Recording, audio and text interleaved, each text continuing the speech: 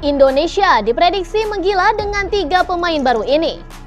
Dalam persiapan menghadapi Vietnam untuk kualifikasi Piala Dunia 2026, skuad asuhan Sinteyong diperkirakan akan diperkuat oleh 3 pemain baru. 2 laga penting menanti timnas Indonesia melawan Vietnam dalam rangka kualifikasi Piala Dunia 2026 yang akan berlangsung pada tanggal 21 dan 26 Maret mendatang.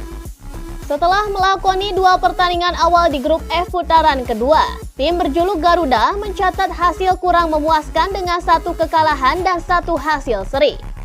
Dengan posisi terakhir di klasemen setelah dikalahkan oleh Irak dan bermain imbang dengan Filipina. Kemenangan atas Vietnam menjadi sangat krusial bagi Sinteyong dan juga anak asuhnya. Optimisme pun bertambah dengan kabar akan bergabungnya 3 pemain yang berkarir di klub luar negeri, termasuk 2 dari Liga Belanda dan 1 dari Liga Italia. Jai Idjes dari Venezia akan segera bergabung setelah proses naturalisasinya rampung, menanti debutnya bersama timnas setelah mendapat panggilan dari Sinteyong. Dengan fokus pada kondisi fisiknya, ia pun antusias untuk berkontribusi bagi timnas Indonesia, termasuk mencetak gol dalam debutnya. Ragnar Oratmangun dan Tom Haye juga diproyeksikan akan memperkuat skuad Garuda. Meskipun sempat ada keraguan terkait proses naturalisasi mereka karena masa reses DPR. Erick Thohir selaku Ketua Umum PSSI mengonfirmasi bahwa proses naturalisasi kedua pemain tersebut akan diprioritaskan untuk diselesaikan pada Maret mendatang.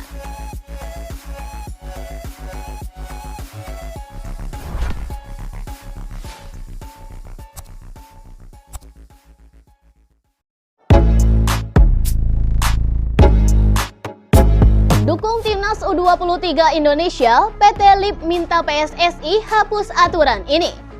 PT Liga Indonesia Baru atau LIP mengirim surat kepada PSSI terkait permintaan pelonggaran aturan memainkan pemain U23 di Liga 1. Mereka ingin mendukung Timnas U23. Dan surat permohonan ini dibuat agar klub-klub Liga 1 mau memberikan dukungan dengan cara melepas pemain U23 yang terpanggil untuk membela timnas Indonesia di Piala Asia U23 mendatang.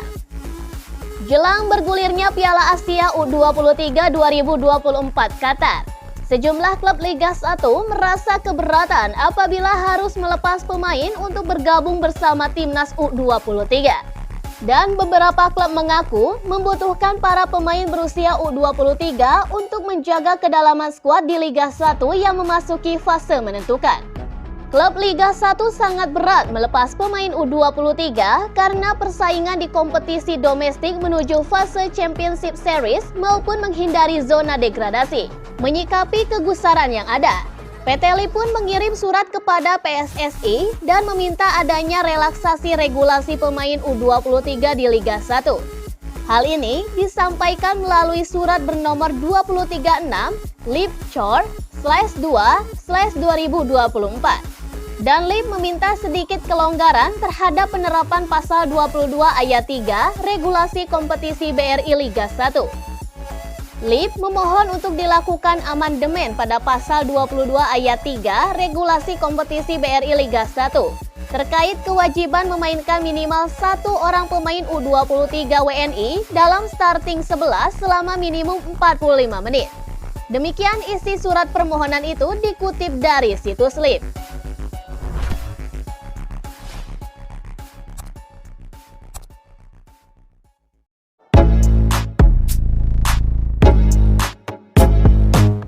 Kabar baik, Sinteyong segera perpanjang kontrak.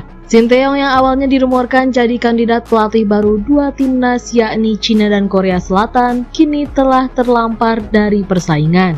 Sinteyong sebelumnya dirumorkan jadi calon pelatih anyar Cina yang ditinggalkan Alexander Jankovic setelah Piala Asia 2023. Ia juga jadi kandidat pelatih Korea Selatan yang ditinggalkan Jurgen Klinsmann.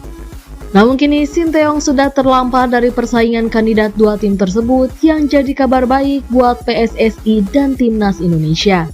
Cina sudah menunjuk pelatih anyar yakni Branko Ivankovic untuk menggantikan Alexander Jankovic. Sebelumnya, salah satu media Serbia, Espresso, sempat melaporkan bahwa Sinteyong masuk ke dalam radar pelatih Cina apabila Aleksandar Jankovic dipecat.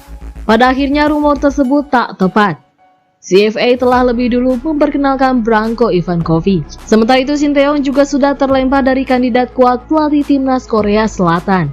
Hal ini setelah KFA kini justru mempertimbangkan menunjuk pelatih interim ketimbang pelatih tetap. Sinteyong masih memiliki kontrak bersama timnas Indonesia hingga Juni 2024. Dalam wawancara terkini, ia mengakui memiliki kesepakatan profesional dengan Ketum PSSI Erick Thohir. Saya sempat berbincang dengan Ketum PSSI Erick Thohir mengenai perpanjangan kontrak pada bulan Maret atau tidak. Kata Sinteyong dilansir dari Never Sport. Jika kami lolos ke babak 16 besar Piala Asia atau perempat final Piala Asia U23, kami akan sepenuhnya memenuhi persyaratan perpanjangan kontrak. Saya mengatakan kepada mereka bahwa saya diminta untuk melakukannya. Dan sekarang saya pikir itu adalah sesuatu yang harus saya putuskan apakah saya harus melakukannya atau tidak.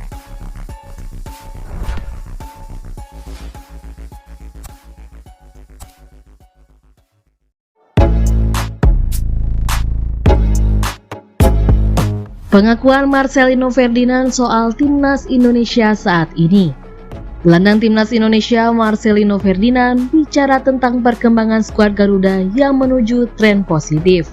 Pasukan Sinteyong baru saja bertugas di Piala Asia 2023 lalu.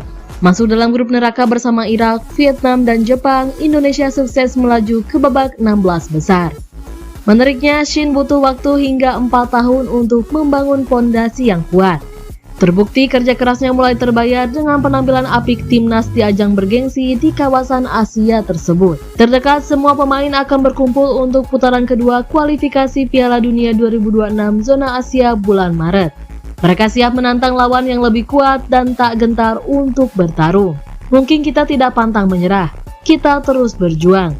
Tidak melihat siapa lawan dan siapapun, kata Marcelino Ferdinand dilansir dari laman kitagaruda.id. Pemain yang membela KMSK DNZ ini menilai setiap pertandingan tim pelatih selalu memberikan evaluasi yang ketat. Pelatih dan pemain juga sudah berjuang keras di Piala Asia lalu dan cukup solid saat di lapangan dan di luar lapangan. Dia juga bangga karena sampai saat ini masih menjadi pemain andalan di timnas. Kita hanya melihat tim kita sendiri, kita mengevaluasi setiap pertandingan. Maka kita bisa berkembang setiap pertandingan dan saya sangat bangga untuk tim ini. Saya sangat bersyukur juga, tegasnya. Mereka juga semakin percaya diri saat harus berduel dengan lawan-lawan kuat di turnamen tersebut karena dukungan langsung supporter. Pemain ke-12, kalau saya sebut supporter, tanpa supporter kita bukan apa-apa.